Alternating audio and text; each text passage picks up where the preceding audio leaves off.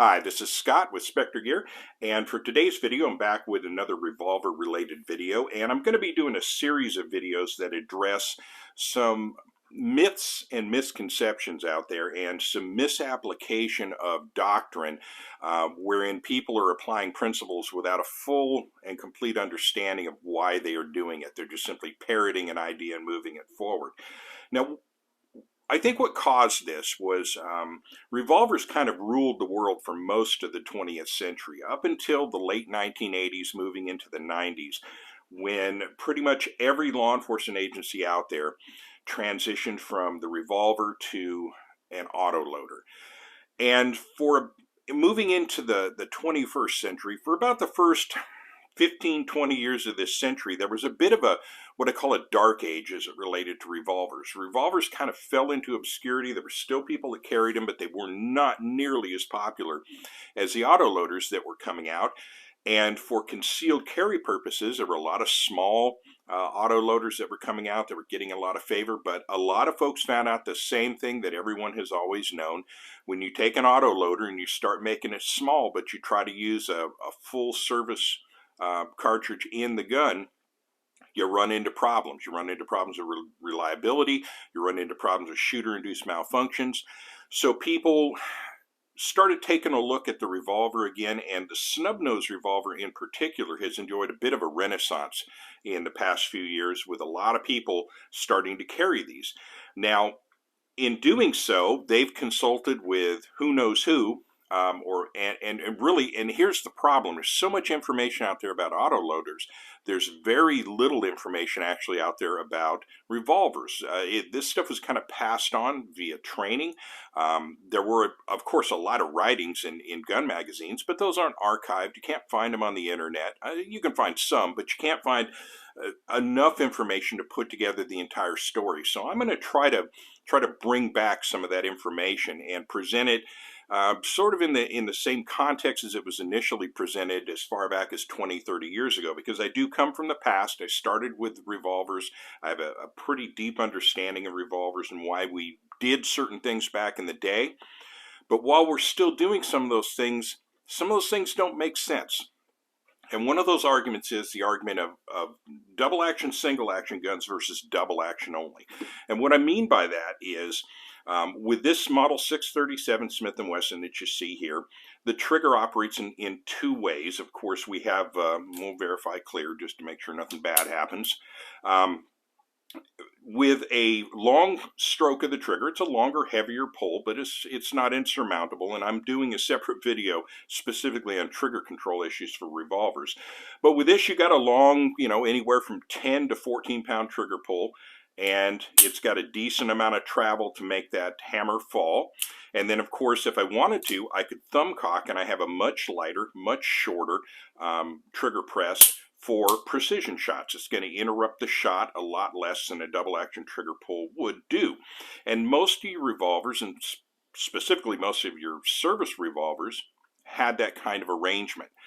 Now, with the advent of guns like, and I don't have one to show you, but I'm sure you know what it looks like. If not, just look it up. There's a series of guns called the Centennial series. They started with the Smith & Wesson Model 640, then you have the 642, and then you, of course, have the 442, which is the blue steel variant of that, and then there's even lighter ones like the 360 PD, and basically it's a little fastback design, and there's no hammer visible. This is all enclosed, and a hammer is within the actual frame of the weapon, and it fires double action only. Now, in regards to that kind of has some merit because of the no snag design, but I'll talk about whether or not that might be a myth in a separate video. But when it comes to service revolvers, and just this morning, and that's what prompted me to do this video, I saw yet another post on a Facebook user group, or Facebook group, where people were asking double action only versus double action single action. And I heard the same people parroting the same thing. For a defensive pistol, double action only. If you're using it for hunting or the woods, double action, single action. So it begs the question, why? Why must we, on a self-defense weapon, remove the double action capability. Now, there is one valid reason for doing so, and there's only one valid reason. But where this kind of comes in and gets a little mixed up is there's a combination, or rather people are combining a couple of different concepts. Now, one of those concepts is for combat purposes. In other words, coming out of the holster in a self-defense situation for close range confrontations, the weapon should always be fired double action. You're not going to take the time to thumb cock the hammer and take a precision shot. Not only is it not necessary, it's not required, and it slows you down. So the proper doctrine is stroke that trigger straight back, get your shots off, and keep firing till the problem goes away. Got it. And that's a sound concept, and that's how I always taught combat revolver shooting or self-defense revolver shooting was double action only. But, and again, that's a good concept, but it doesn't necessarily mean you need to modify your gun to only fire double action in order to do that. That already exists. The single action capability, why do you need to remove that? That's the question I always ask people. Why is it important to remove that? Again, there is only one valid reason for that, and I'll get to that in the end. But where this came from, and again, I'm reminding you, I'm from the past. I was around when this happened. So back in the very early 1980s, there was a pretty notable shooting in Miami, Florida, where a Miami Metro-Dade cop approached some teenagers in a video arcade. Teenagers got mouthy, as teenagers typically do. Then one of them got combative, and the officer involved, now of course he was using a full-size duty weapon, I believe it was a Smith & Wesson Model 19, but he produces his revolver and threatens the youth with the revolver. Stop or I'll shoot. If that sounds odd and a little bit insane, keep in mind that the 70s and the 80s weren't exactly known for being, they didn't produce the best trained coppers out there. And I know that because I'm a product of that era. But he pointed his revolver at him, finger on the trigger. And since it didn't seem to impress the youths all that much, what he did next was, and because there wasn't a lot of training back in those days, a lot of guys got their influences as to what they would do on the job from the TV.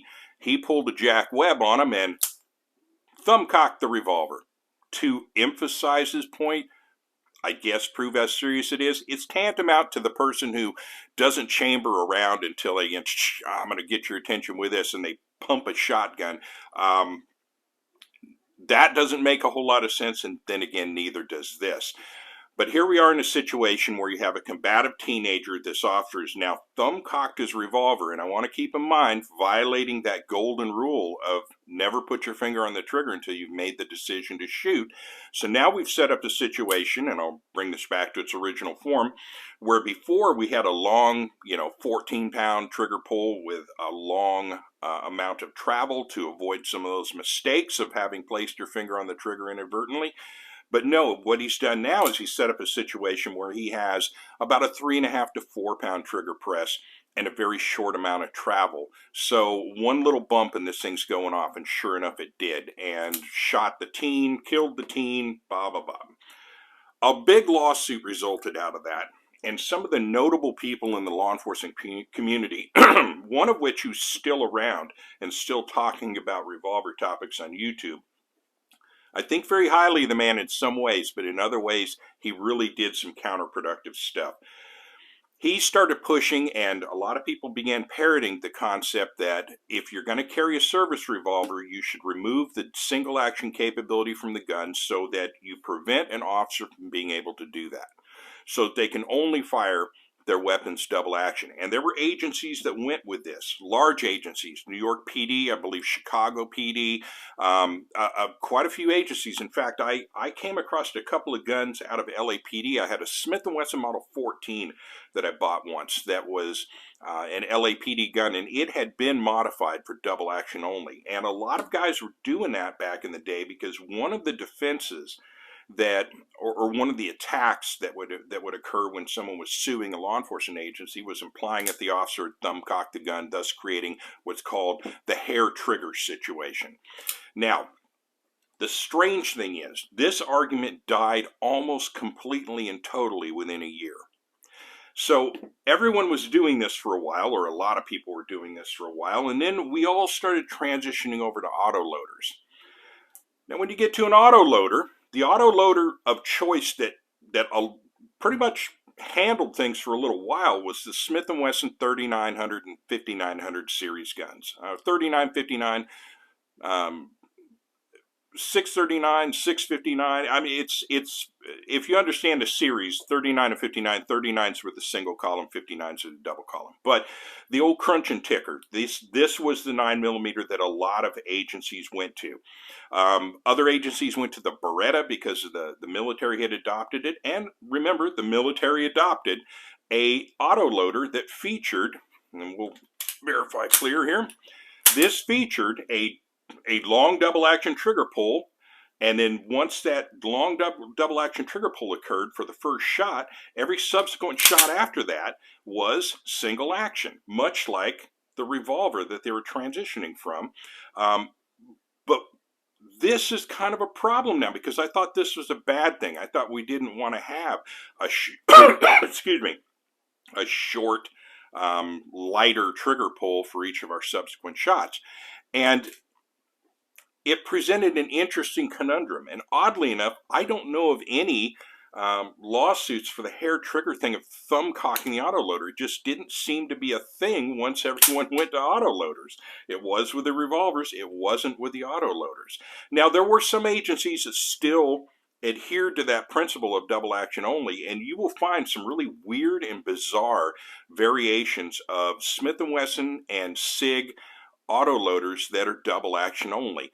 And they were produced pretty specifically for New York Police Department. That was about the only one that really stuck heavily with that concept. And I think even that has died out now. With the Glock, they have that longer, I don't even think it's longer, I think it's just heavier trigger that, again, they're trying to take out the danger of a lighter trigger pull. So there are still some agencies that are concerned, but most of the time it's larger agencies who have, well, let's just say when you're talking about the larger the agency, the worse the training is on the coppers there. And that you can bear that out in just a few hours of watching anything on police activity. When you watch the shootings that are coming out of like LAPD and New York, and you see their tactics and you see their actual marksmanship, it's deplorable. So if you think those big agencies got it going on, most of the time they don't. A lot of their cops can't shoot for worth a darn. I'll take a smaller agency any day.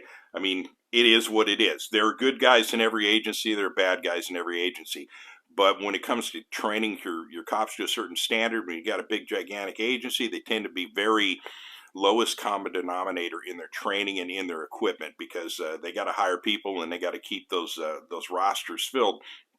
So getting back to what we're talking about here, though. So if the main concern for the double action, single action thing was merely avoidance of a legal argument, that's not necessarily tactics as far as I'm concerned. I don't think just because someone might imply that you thumb cock the hammer, well, they can imply a lot of things, to be completely honest with you, and they do. One of the last things are, the idea of, well, he thumb cocked and created a hair trigger situation. Your legal defense to that, if there's no video and no supporting evidence, is nope, that's it. They have to prove that you did that.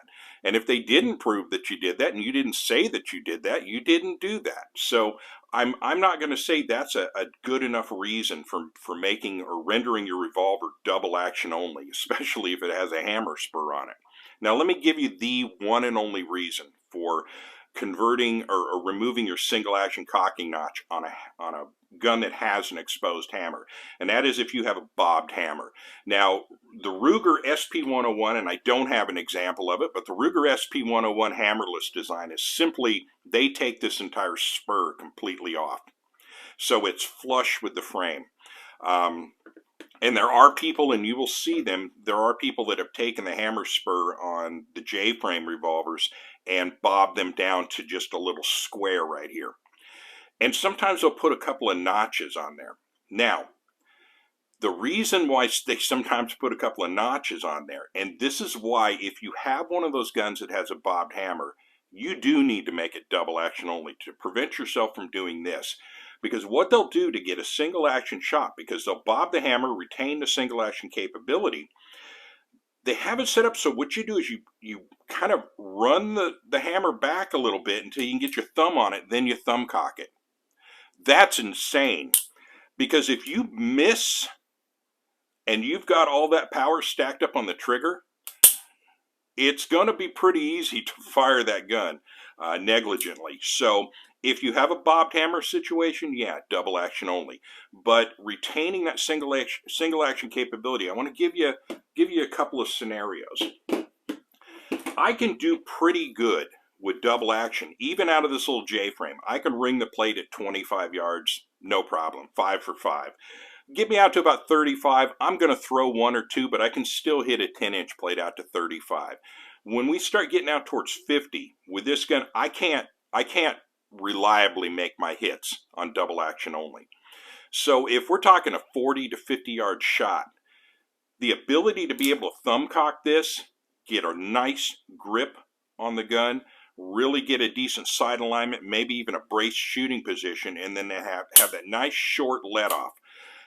That's going to deliver that shot on target. And I've done it, and I've done this all the way out to 100 yards before. Now, it was on paper, it wasn't on steel, but I can hit a B-27 target at 100 yards from single action. It's not a terrific group, but I can make the hit. It's doable. Now, is that a valid concern? Are you going to be taking 100-yard shots? I don't recommend it. It's going to be hard to articulate a threat at 100 yards. But let me give you a recent shooting that I forget exactly where it happened, but there was a civilian gun owner, well, CCW holder, how about that? And he was in a mall, and I think he was just at a food court having dinner or lunch with his girlfriend, and an active shooter came in and decided to do his thing. And that CCW permit holder drew his firearm and took a shot and dropped the bad guy and interrupted the shooting and saved a lot of lives. And he did it at a pretty extraordinary distance. If I recall, I think the distance was like 40 yards or something. It was a hell of a shot. What if you're in a food court and you've got your little snub nose that you're carrying in a pocket? If you can't reliably make that shot, your only response is to get closer or to get away. If you're going to engage, you need a close distance, or you need to scuttle and get the hell out of there. Up to you. I don't care what you do, but removing the single action capability from your revolver just because someone said it was a good idea, or they used the term, well, everybody knows. No, everybody doesn't know, and in particular, a lot of people don't know exactly why you do that. So my choice is always going to be a revolver that has double action and single action capability. And when it comes to the hammer, and because that's the next thing as well, hammerless versus hammered. Do you want the snag or do you not want the snag, or is the snag even a problem? So that's going to be the subject of my next video that follows right after this.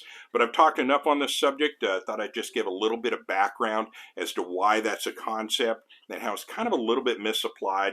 And I don't necessarily think it's the best idea, but like I say, if you've got a bobbed hammer gun, you definitely want to do it. So I'll bring it to a close. Thank you for watching and or listening. If you enjoyed this video, please stop by and visit us at spectregear.com for all of your shooting equipment needs. Well, not all of them, but most of them. We make some phenomenal little speed loader pouches for revolvers, and we're going to have more revolver product coming out fairly soon. So with that, have a wonderful day.